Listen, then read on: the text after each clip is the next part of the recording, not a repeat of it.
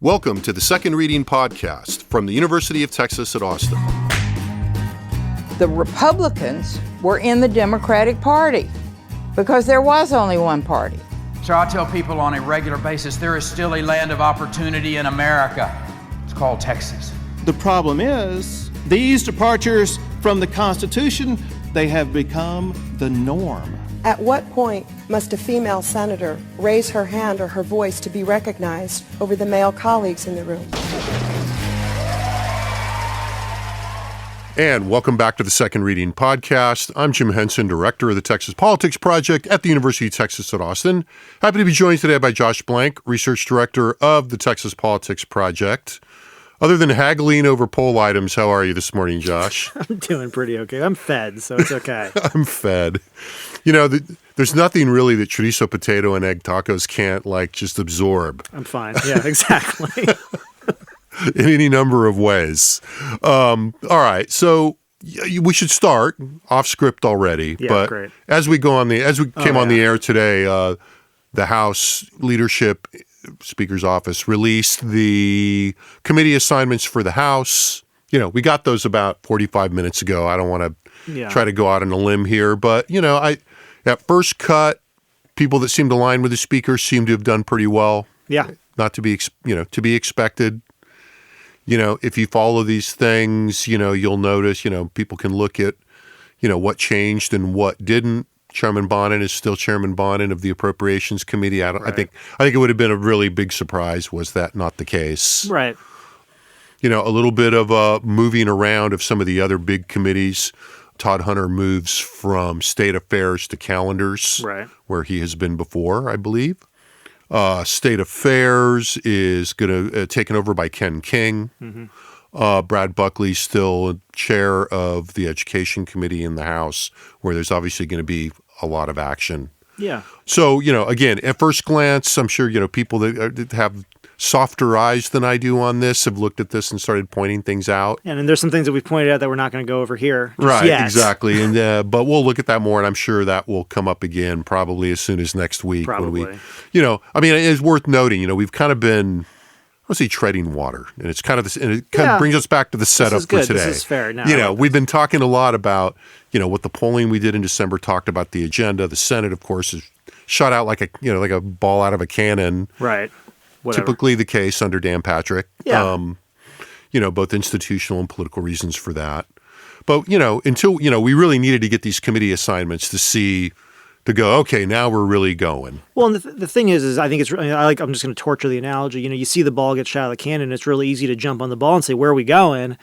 Before you realize, there's this whole other institution they have to set up. And that's when we say we've been treading water, it's because, to be fair and to be an observer of this, it's easy to kind of jump in and say, okay, this is what's happening. Yeah. This is what the voucher plan looks like. This is what the priorities are.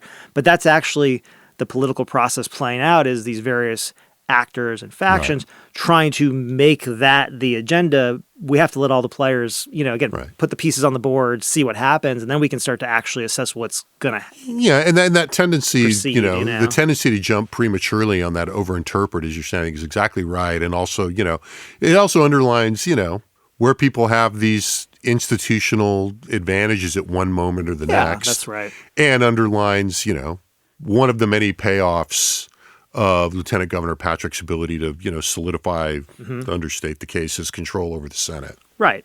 Yeah, exactly. Translates into a big influence on the agenda.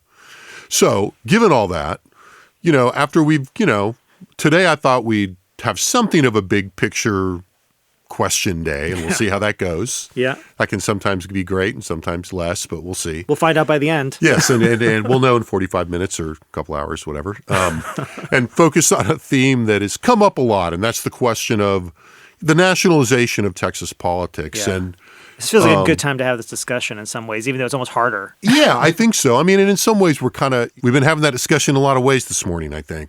And like I said, in the last few weeks, we bounced back and forth, borderline repetitive, looking at Texas public opinion and the still unfolding agenda of the Trump-Musk administration and what's bubbling under in the legislature, which, as we've said, we've had to wait for. Mm-hmm. But, I do think that, what I kind of want to pick at a little bit today, and without too much expectation of resolving this, I'm thinking of it as kind of reconnaissance and force, maybe. Yeah. Who knows? Maybe we'll wander into something more clear, direct. But, lurking adjacent to these discussions is this more macro level question about how, an increasingly, loud and present national politics and all kinds of things, and we'll unpack some of this, has affected Texas politics. And I think usually when people talk about this,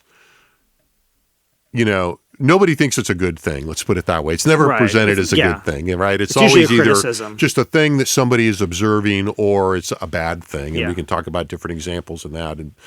But it's now like a very persistent trope for both, how we understand state politics and how from moment to moment we make sense of current events, but also, kind of the overall arc of the state's recent history. And, just to put a little, that all sounds kind of pretty airy-fairy, and I realize that, but, you can put a little meat on the bone here. I mean, for a long time, it played in a negative kind of way. That is, how many times have we heard, particularly in the House, but until recently in the Senate, but you also hear it in the Senate. Actually, Lieutenant Governor Patrick uses this too.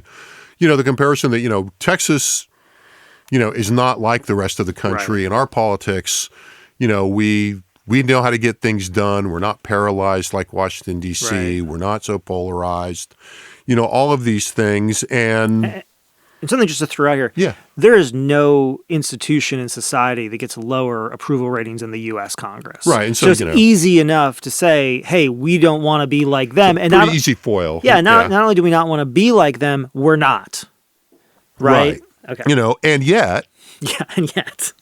It would be foolish to try to understand what's going on in Texas politics without taking into account, some notion of how in a more political sciencey way, the parties have become more homogenous, more sorted, more nationalized, and that trickles down and shapes state politics. Yes. And in fact, now in the opposite direction, and to be fair, we saw this somewhat in the Biden administration, but not as much in Texas, is, the idea that this is our national model, this is what we should be doing, we should be doing this here too. And we'll unpack lots of examples of that. But, this tension between, what is organic to the state's politics, how much of this is following the country, how those two, what the feedback loop is, which is, the mature way of thinking about it. It's like, it's going to be a little low. Well, and that's where I'm kind of feeling. Right. Because part of what happens is you get these sorts of questions from time to talk about the nationalization of state politics, or not nationalization of politics anyway, generally. And I think, as someone focused so closely on Texas, it always strikes you a little bit funny because it's just not a one-way street. I think that's exactly the point here. And it's not a one-way street at any specific point in time, but also the flow of that traffic, if you will, is dependent on a lot of other factors, over time and space, right? And morning rush hour and the evening rush hour are kind of different. Yeah, who's in the White House right now? What party's in control of the Congress? Are we in a legislative session or are we not in a legislative session? Right. Plus, sort of just the generic. How popular is the president at the time? How much have they solidified their base or opposition? What are the migration flows right now? Yeah. Right. I mean, so there's all these kinds of factors that influence, again, I think the flow on those streets. But at least from us, look at this, but it's a flow. And at different points in time, it's going in both directions. And so this whole kind of top-down nationalization of state politics. But at the same time, here we are sitting, in the first few weeks of the Trump administration. And I think, you're sort of joking about us kind of, whatever, birthing another polling instrument. And this one's a little bit more difficult. And we knew it would be, right? Yeah. And part of it is because, Trump is such an active force in politics. And so I think, that's another sort of thing that layers over this question here is that as Trump is so active in this space, it's hard to sort of say, well, wait a minute, it's not all one way. Because and had such a successful takeover of the party. Right. That, and then, but then I'm also very leery as, many know probably that I've been on panels with, every time somebody stands up and goes, well, let's just talk about how what's going on in national politics, everybody's really just following Texas because we're leading the way. Right. And that's also, there you can find examples of that. Yeah, I mean, it's what's crazy about that, again, I'll just say, being not from Texas. So I have no stake in that argument that, sort of so goes Texas, so goes the nation. However, there are instances, and we'll pick them out here, where you do see Texas really pushing the national discussion, pushing politics in really notable, consequential ways from the bottom up. Right. And people don't seem to actually, I mean, in a lot of ways, there are very few people who really try to grasp and wrestle with that piece of this puzzle as much as they try to do the other, which is the nationalization And I think side. your openness to that has a lot to do with, you're talking about how you don't have a dog in the fight. Look, a lot of people we interact with that, we're in public appearances with, we're talking to reporters, even, academics to a lesser degree. There are people that are invested in going, Texas is really important. Yeah. And I know all about Texas. And so. Yeah, I mean, listen, I'm down. I'm here. I know a lot about Texas. And if we all want to agree it's really important. Right. And so I and I'm always a little, I often am a little resistant to that. Now, sometimes it's just the source, I guess, and the mode of delivery, but so all of which is to say there's a lot of different threads, that are woven in and figuring this out. And just to step back, to have the politics in the state become more nationalized. How do we know that? If so, in what way? What are the consequences? And again, as we started, for years, we've just been hearing about not wanting the Texas legislature to be like the dysfunctional U.S. Congress. Mm-hmm. And, it feels to me like we're not hearing that quite as much anymore from, and again, right now that both, we've got the same party dominating institutions in the state. Right. I don't want to be an idiot about this. Of course, we're not hearing about it as much. Right. But there's always been a sense, I think, in which there was some friction that even when there was a same party thing, well, I mean, when there was parallel party control, that people were there's still this element in Texas of people saying, well, we're just not going to be like them. We all get along, and part of that was also very mythic. I'm saying that, and I think that impulse is obviously, I mean, whether this is national politics, local, state politics, bottom up, top down, or whatever, that impulse is obviously weaker than it was even a few sessions ago to where we are now. And I would say, I keep thinking, at least at the national level in terms of the sort of internal dynamics, the sort of the big event is giving, again, essentially one member in the Congress the ability to sort of put up a motion to vacate the chair or whatever, right? Whatever the language is, the congressional level. And it was sort of like, it's almost like, but for the grace of God, go Texas. Because the same dynamics in terms of, the coalitional dynamics that we're playing out in Congress are a lot of the same dynamics we're actually seeing in Texas. It's just that, the body has not essentially inflicted that kind of a wound on itself that's led to this sort of uber level of dysfunction at the congressional level. I've danced on the edge of it a couple times. Very close. Yeah. Right. Okay, so that, that kind of, and it clears the brush, but it drags all the brush into the middle. Yeah. All right. Light on fire. So let's unpack this a little more. So let's go about this in there's a couple different ways we can do this, I think. So, let's just start from the obvious point here, that we both made, that you made very well. I think, this isn't a binary, right? We're not going to the goal here isn't to go, okay, no, they are nationalized or they're not nationalized. It would be an easier question, I think, if it was that. We know. So, let's start maybe with the signs of national influences, because you've already kind of started with that a little bit. But, sift through it in a way like if I was, the cocktail version, if I was to say to you, Josh, what do you think are the signs of the nationalization of state politics? What are the top couple things on your list? Yeah, I think, we just kind of went from it, but the operation of the Texas House is one, and sort of this, I think the coalitional politics we're seeing. I mean, to your point, there was sort of this kind of mythic is a strong word, but it's not, incorrect in sort of the fact that Texas did a little bit differently, and then it's a conservative state, but Democrats and Republicans come together on a lot of things. There's rural Democrats out there who, again, they'll still say this. I mean, they actually still exist. They'll say, hey, they have large rural communities. We're still working on the same stuff. And I think, to the extent that politics has become more zero-sum at the national level, you're seeing that influence the way that people play politics in Texas more and more. Yeah. You know what I mean? And you brought this, I was bringing it up. We have a question that we ask regularly about whether or not voters think that essentially their party should compromise or stand on principle when it comes to political conflict. What should we see? And overall, interestingly enough, it's basically split. In December, 51% of Texans said compromise, 49% said stand on principle. But historically, we've asked this question since 2015, so we've asked it a bunch of times. Usually, the majority of Democrats will say compromise, and it's ranged between about 60 and 75%, but it's come down in recent years from that high level. Republicans, normally a majority, will say stand on principle. Again, sort of similar, between 60 and 70%. And It's come down over the last couple of years more a little bit towards 60. So in some sense, both sides have moderated a little bit. Yeah. But I do think, there is this sense now, and I don't necessarily want to attach everything to Trump because that becomes kind of a one-sided thing to this. But I do think that there is something about the way that Trump has approached politics and this notion of you should expect 100% of what you're asking for, and it's okay to walk away if you don't get the perfect deal. I think that has actually had a downward effect on the way that politics is practiced. And even that, I think, is too simple because if you say, like, well, is it all downward? No, because there are obviously people down at the grass tops level mostly who see that and say, oh, I can use this to mobilize from the bottom up and create, sort of the same set of expectations. So that's the one kind of big, really airy-fairy, artsy-fartsy one I see. More specifically, when I think about top-down stuff, I think the recent focus on DEI is really noticeable. I mean, in the sense that we know from polling, this is not something that was on top of mind for a lot of people. As recently, honestly, as last year, in the last couple of years, Trump has really pushed this both sort of in his campaign, but especially since taking office. And it's hard not to look at that and see how many times Greg Abbott referenced DEI in his State of the State speech.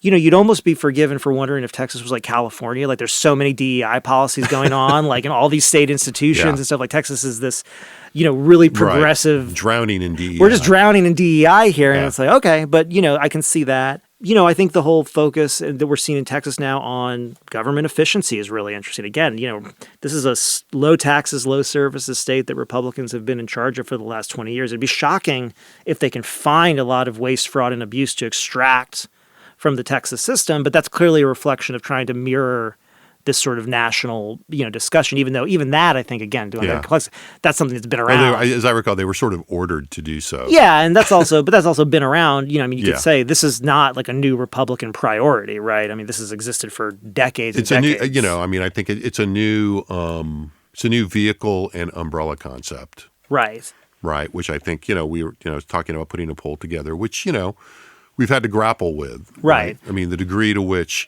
something that evolves as an umbrella concept, you should replicate that in the language, right? Because you want to test the response to the language, but you also don't want the language to drive the responses. Right. We're not testing poll tested ideas. That's the goal here, And then I think obviously the one that I'm leaving out is the most obvious, but it's also probably one of the most complicated is sort of immigration and border security in terms of sort of the specifics in the sense that, yes, the state and we can talk about bottom-up stuff and the way that the state has actually influenced the national discussion. However, the state's orientation, its public orientation, if not its specific policy recently, is very much determined by, who's in control at the national level. Control of the White House has shifted from Joe Biden to Donald Trump. Texas's overall dynamic now at the state level is the conversation is a very different one, and that's just totally has to do with what's going on at the national level now. But again, even that's probably actually the most complicated in some Well, but it's a perfect transition, right? Because, the immigration border security thing has been percolating here for a long time. Yeah. And this is, this really speaks to the, a piece we wrote. I think we wrote it a couple times in 2015 and then again in 2017 or 18 or so. One of the titles of one of those pieces was, essentially, let's not forget Texas was Trumpy before Trump. Right. And that, in terms of the, in immigration and border security, and to some extent the DEI thing, I think really land right in the middle of that. Yeah. Right. The degree to which, Trump both exploited and pumped up certain aspects of things that were here, but then, because, he is in a position to amplify those impulses and is very much a top-down governance kind of guy, I think it's safe to say at this point. It would seem so. The feedback loop there gets really just jolted. Yeah. Right? Which leads us to ask then, for the sake, in an abstract way, what's the argument for giving, more consideration to the persistence of, however we're going to conceptualize it, bottom-up, influence of Texas, organic, the organic factors that shape the trajectory of politics in the state. What is the determinative influence of Texas-specific things? And, we have to remember that this is, not to be thinking about government 310 or something, but the complexity here is a function of the system of government, right? We've got a small D Democratic, small R Republican federal system. institutional design is part of what's making this complicated. And it's also part of, though, what guarantees, to my mind, that there's always going to be some bottom up, right? Something, from the states that are going to be flowing up and shaping national politics. But, also with the assumption that there is going to be, again, this feedback loop, right? So this tends to help fuel this kind of idea, the frequent kind of trope you see that, Texas is always behind the big ideas that take root nationally. You see that a lot from state-based journalists, I think, and from political entrepreneurs in the state. I mean, like the governor. But I don't know, I think we have to kind of look at that in a way, that is a little bit more sensitive to the broader trajectory of time here, right? Look, right now, we are in a moment of intensely nationalized politics, right? Because of the magnitude of the Republican victory, and in 2024, but in a longer term sense, just once again, the impact of, Donald Trump's view of governing and leadership. Right. And I can't believe I even uttered that sentence because I'm not sure exactly how articulated that is, but how he manages that. Right. Right. And, that is bound to be a little bit of a recursive issue. Yeah. But I guess the thing that I just can't get the bid out on is conversations that we had a lot during Trump's rise. There was a certain kind of, on one hand, there were certain stylistic and norm-busting things about Trump and his reception in Texas and his impact on the party system here that were about Trump. Right. But at the time, we commented a lot about the fact that, this is not happening in a vacuum in a state like Texas where, in another sense, you might say, other than the geographic, cultural differences, Trump's a pretty good fit. Right, for the kind of ideological tenor and the kind of roots of and even a very, the kind of more populist Western part of Texas conservatism. Yeah, I think, when I want to simplify in a way sort of a lot of the conflict that's taken place in the Texas legislature in the last, decade and a half around leadership, one of the things that I kind of go back to as a touchstone is this notion of, 10 or now, 15 years ago, there was an idea that seemed to impact the leadership in Texas that said, we don't really want to take a vote on banning abortion on the Texas floor. It's just not really good politics for us. We're going to end up in a lawsuit. Yes, we know how we're going to have. Well, I would just note that took place. That was rooted even farther. Yeah, I can only go back as far as I can, right? But that was I experienced that sense that we don't want to take a vote on allowing everybody to carry a gun everywhere. It just doesn't seem like good politics. Yes, I know that, my primary constituency expects me to vote a certain way on it. And this was kind of the thing that I think elites were pointing out, this disconnect between sort of what they felt some politicians saw as good, overall politics for the state versus, what would happen if they were forced to actually make a vote on these things. And Trump pushes more of that stuff out into the open, kind of saying and the stuff that he's saying is not wildly outside of the mainstream of the Republican Party usually, and especially of the activist universe on a lot of this stuff. It's just that people say he's saying the quiet part out loud, and now it forces other people to other Republicans to take account. And if you sort of talk to Republican, a lot of let's say staffers, especially who work for Republicans in Texas, say it's a lot easier working with a Democrat in the White House because you just shoot straight, right? Right. Whereas with Trump, you're kind of following him. Now the flip side of this, I would say, is so on some extent, it makes Texas even more reactive to kind of not just the whims of Trump, but also I think the undercurrents within the party that ultimately the party's trying to manage in a system that requires majoritarian support, right to work. And then at the same time, though, to your point, sort of this kind of the other side of this, which is Texas is the leader. It's Texas is unique, right, in the sense that you've got this huge state. It's got a huge international border. It's got 5 huge metropolitan areas, 6 if you want to include El Paso as well, which is not huge, but the other ones are huge by any standard, any country. You've got a modern, diverse, young state, and yet a very small conservative form of government.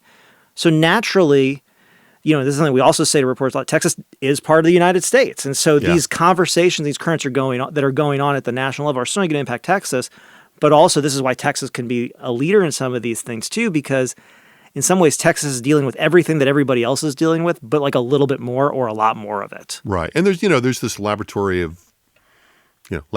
of democracy / laboratories of autocracy, depending on what book you're reading this week. That is part of the base of this, right? That's part of, that doesn't really go away. And as you say, because of Texas's size and economic and population heft, we talk a lot about how the rural population is shrinking, but the raw numbers of the rural population is still bigger than like 12 or 14 other states. I was going to say bigger than a bunch of states, right? Yeah. So, and that, to be a little more generous with the Texas is a leader thing. I mean, there are reasons why that are very concrete. Why when Texas adopts policies, like the textbook thing, well, it's a big market. Yeah. For example. Or when Texas closes its border, it's going to impact overland trade pretty dramatically. And I think what the governor has shown too is like, look, when the state decides it's going to get creative in the case of busing migrants out of state to Democratic controlled districts, it ends up changing the national discussion. And it did. Yeah. And that was not, and that, I mean, honestly, that had nothing to do with Trump. That had nothing to do with actual national politics. And in fact, that was a clear bottom-up influencing of national politics that changed the dynamic and the salience of that issue. And so, that policy, the policy process loop, we do like the state national overlay is kind of interesting there, right? Where the feedback comes from, where the, and then in another sense, the kind of party system, political transmission belts sense, the party piece is pretty interesting here in terms of very interesting. Like to the extent that this discussion intersects the discussion of the changes in the parties, which we always bring in as kind of more independent variable than dependent variable here to be social science-y half-assedly in a way. I guess as you were talking, I was playing out this thing in my head going, okay, so say Donald Trump doesn't win the 2016 primary. Yeah. Right? And Trump doesn't take over the Republican Party. Yeah. Right? I mean, Yeah, no, I mean, I don't even know what you're asking. It's a Philip Roth, No, but we're in Philip Roth territory here a little bit, or reverse Philip Roth, I guess. And to me, that's what highlights the thing that it's kind of the rub for me. It's like, yeah, it's interesting. That's an interesting way to put it. Dan Patrick was already in the Senate. Yep. Was already lieutenant governor. Yeah. And was frankly, career trajectory-wise, had a few similarities to Trump. I mean, he wasn't trying to convince people he was a multi-billionaire, but, roots in media, et cetera, and, a very raw populist appeal that, is very similar to what Trump does. I mean, it's not, no offense, lieutenant governor, but if, you're going to put it on the volume dial, Trump turns it up to 11 a la Spinal Tap. Dan Patrick turned it up to, 7 or 8 at a time when most people were the most prominent politicians assumed that 4 or 5 was about where you wanted to be. It's funny you make that comparison because it makes me think back to the debates in both of those races, Right. And it's almost like, and it's not the same. Again, it's a different volume level. But I mean, if you watch the limited debates for that lieutenant governor's race in the primary, not the general, in the primary, it was sort of shocking. And at the time, seeing sort of Dan Patrick basically took out a position sort of pretty far to the right of the people that the people were willing to take on the stage. And again, on border security and immigration was the key issue there. Threw up like, and on abortion actually, threw up his hand and said, "Yeah, count me in. Anybody else want to come?" Yeah. And it was kind of like, oh, and they were kind of like, I guess. And that was sort of the same thing. I mean, it was a lot, in that, again, 2016 Republican primary for president, it was a lot of just sort of trying to figure out how to deal with Trump on the stage taking these positions. I mean, going back to his trouncing of Dewhurst, his punishment of Dewhurst was very similar to what Trump serially did with his more institutional rivals in the 2016 primary. Yeah, I would very say similar. Even with Cruz. I mean, if you think about it, Cruz was going to that election thinking, nobody's going to outflank me on immigration. And then Trump came along and said, watch. Yeah. And he did. And that was kind of, and I say, at the time, it was hard to imagine anybody, outflanking Cruz on immigration stuff. And Trump did it. And yeah, I mean, it was sort of, it's interesting that you bring it up this way. Because I mean, there is something about this that it sort of makes me think about the whole concept of this nationalization and bottom up, top down. It's sort of like, to me, like, I guess where I go is just sort of as a public opinion person, it just sort of brings me back to something which is like, you can't be successful telling people what to think. Yeah. And so ultimately there is going to be a kernel of something organic in all of this, right? And I've said this, probably too many times, but, when Trump came down the escalator and did that speech, my initial thought was like, it's almost like he's looking at our polling in Texas. Yeah. I mean, the way that he's talking about these issues and the way that what he's choosing to focus on, it's just, it would be perfect for this group. And part of it is to be an effective communicator in this kind of level, you need to communicate things to people usually that they already believe in some kind of way. And so that's part of that sort of the idea that like this is all kind of top down or bottom up or whatever. It's like, no, I think Trump has been more successful at mobilizing views that a lot of people already hold and being willing to express views that a good number of people already hold, even if they're uncomfortable about. Right. And I think one of the things that, a lot of people have had difficulty dealing with at various levels is this notion that, well, yeah, but you can't express that view and not turn off all these other people. But, if we go back to work that we've been doing here for, a long time now, one of the first things that I think, not one of the first things, one of the things that we spent a lot of time on was this notion of like kind of erstwhile, like sort of Tea Party supporters or Republicans in the, the party who didn't support the Tea Party or they didn't identify as a Tea Party. They didn't identify, but what we found out was that ultimately, if they didn't want to identify with the Tea Party, they still agreed with the influence most they salient, had, with the positions that the Tea Party was trying to make salient, particularly as the Tea Party evolved beyond its initial anti-tax. Yeah, and when we say, like, do they have enough influence, too much, too little? And the non-Tea Party Republicans would usually say, yeah, it's about right. Yeah. It's fine. And so I think, that's probably still going on here, too, in a way that's interesting. I think it's tough for people to understand and sort of, I think make square with all this. But it goes back to this piece, which is, this can't be one way or the other, because ultimately the people who are successful are the ones who are mobilizing what some non-static majority or near voting majority of the public or of the primary electorate thinks on these issues. Right. And so it can't be one way all the time, right? Yeah, and look, not to over-reduce it, but I think, before, if we look back at what people thought was, the hallmark of the ability of Texas elected officials, including in the legislature, to cooperate across party lines, there's an argument to be made that was much more of an elite phenomena that was working to suppress those real differences among the population. And look, that's what a lot of the grassroots right and the grassroots left have made that argument. Right. Over the years, right? When the Democrats were in control, there were, the liberal and progressive wing of the party became increasingly vocal about saying, our elected officials are not doing enough. Right. They are compromising too much. For years, it was within the party. As the Republicans regained more traction again, finally, it became about those compromises during that transition. And it's funny because I think, again, this is a little oversimplified, but from the elite perspective, I think I've brought it up on the podcast before. I think about the event that we did with Bill Ratliff and Pete Laney after they had been acting lieutenant governor and speaker of the House, respectively, during which, in retrospect, was clearly a transitional period between Republican rule and Democratic rule. Mm-hmm. And there's a video on our YouTube account, which is now much more active, where they call it, and people still refer to it this way in print, as the golden age of Texas politics.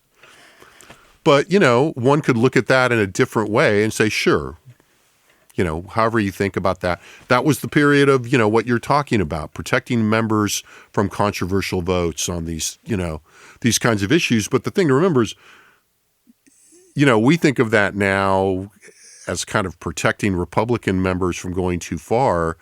That was also a matter of protecting the remaining rural Democrats who didn't want to take those votes. All those people are now Republicans. Right. Most of them are gone. Yeah, are gone. But that, that dynamic does feel like it was a very top-down management issue. And that argument is still going on. It's going on. It was going on in the last speaker's race. Right. We just looked at the committee assignments and, and it's hard not to look at it. Like for me and whatever, one of the things that stands out is say, hey, so like a lot of the people who were chairs, like literally going back 10 years are still chairs. Yeah.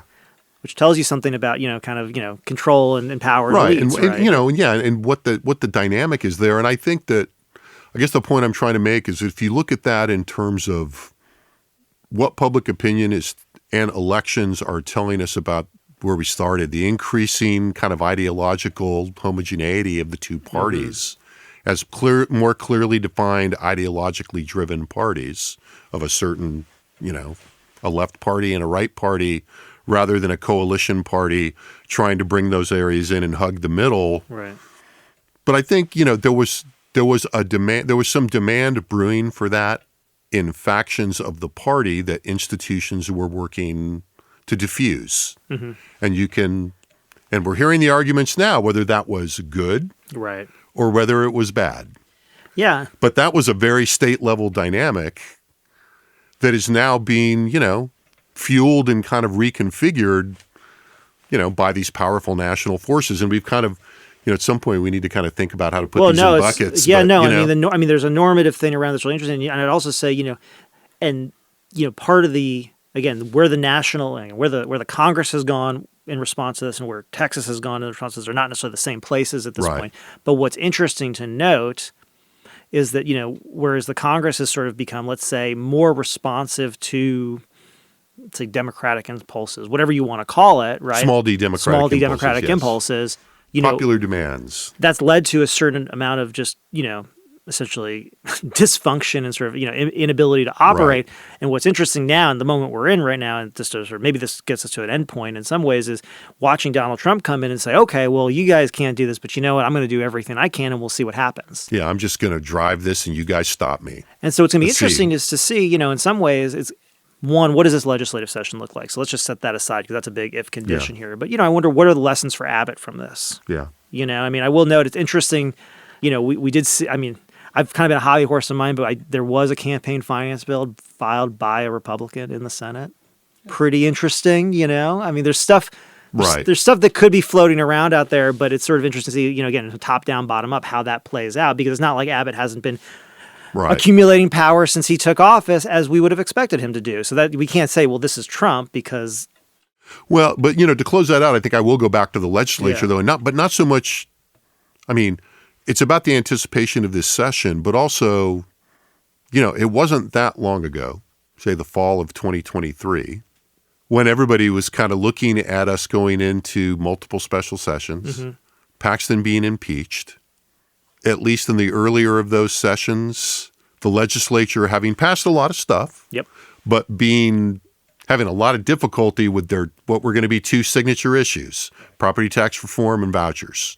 And we heard a lot of this. That's probably where I had one of my first on-stage discussions about this nationalization thing. It's like, well, we sure are looking a lot like Washington, D.C. now, aren't we? And look, even at the end of this podcast, you say that, I take a deep breath. Yeah, right. But at the same time, it does raise something. It's just what is the causality there and what are the two things? But so the question is real. But, as I think I kind of argued with, I think it was on a panel with Ross at the time, was kind of like, that's what you get, right? This may look like the national wing, but you have to look at this and see that this has been brewing in Texas for a long time, right? And way before the current. You asked a question a little bit ago, and it spurred something, and I think it comes back to this, which is, if Donald Trump hadn't come down that escalator, had the Republicans nominated somebody else, setting aside the specifics of whether that person wins or not or whatever, you can ask yourself, do you think the trajectory of Texas politics would be dramatically different today than what we would have seen? And right now, if my gut says, hard to imagine it being significantly different. Right. That's a good way of summing it up, right? I kind of, that's kind of was when I was dealing, kind of running through my head at the time, and I've been kind of wrestling with, the underlying structural organic things here. The same thing that makes, the gravity of Texas, in the same way that the gravity of Texas is a reasonable sort of grounds for the argument that, well, you got to follow Texas because we're leaders and we. Yeah. But it's also a similar ground for the argument that it's always going to have very deeply rooted dynamics of its own, that whatever the national winds are going to blow and, the trees are going to move some, but, the substrate's pretty deep and pretty heavy here, you know, and I think that's probably what bothers me a little bit about the nationalization argument, even though like I said at the beginning, it's a necessary but not sufficient element of figuring out how to explain what's going on here and what seem like very significant changes. All right, well, it was all right. I think that worked all right. Yeah. We addressed that okay. We got somewhere. I think so. So thanks for guiding us through that and helping muddle through that. Good job, Josh. Thanks to our excellent audio production team in the Dev Studio of the College of Liberal Arts here at UT Austin. Also want to say one more thing. A little later, we're going to try to go. We want to mark the retirement of friend of the podcast and friend of ours in the Texas Politics Project, Dick Levine, who is marking his retirement. So congratulations to Dick on that. Thanks to you all for listening. You can find polling results, data, analysis at our newly revamped and very accessible website at texaspolitics.utexas.edu. I urge you to go have a look at that, and we'll be back again soon next week with another Second Reading podcast. The Second Reading podcast is a production of the Texas Politics Project at the University of Texas at Austin.